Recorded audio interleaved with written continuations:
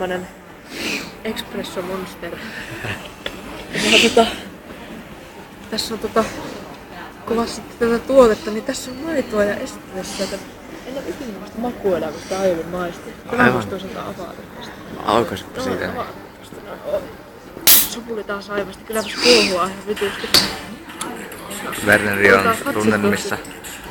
Haisee semmoiselle kahville. Semmoinen kahvin maku. Minkä väristä? Siis väri on tommosta Näyttää.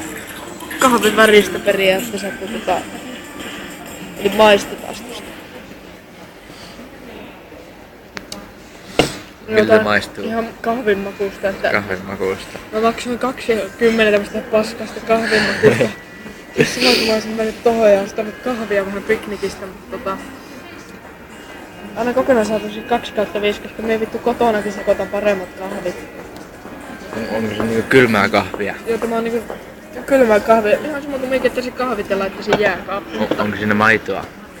On tässä maitoakin, että voitais antaa tälle tuotteelle kokonaisarvoisanaksi niin 3/5, koska on tämä silti hyvä.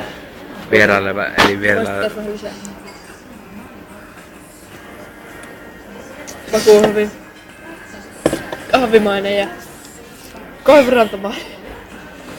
vieraileva tähti testasi tässä justiinsa Monster Espresso Coffee Energy Drink. Joo, tässä on niin hämberi jostain syystä. Tossa ihan niinku koputtais hyvää puuta. Niin, kuuntele. Joo, mutta tämä tästä testistä Jatketaan taas, harjoituksia. Niin taas voitaisiin joku toinen päivä taas joku toinen tuote testissä. Jatketaan harjoituksia. Kyllä.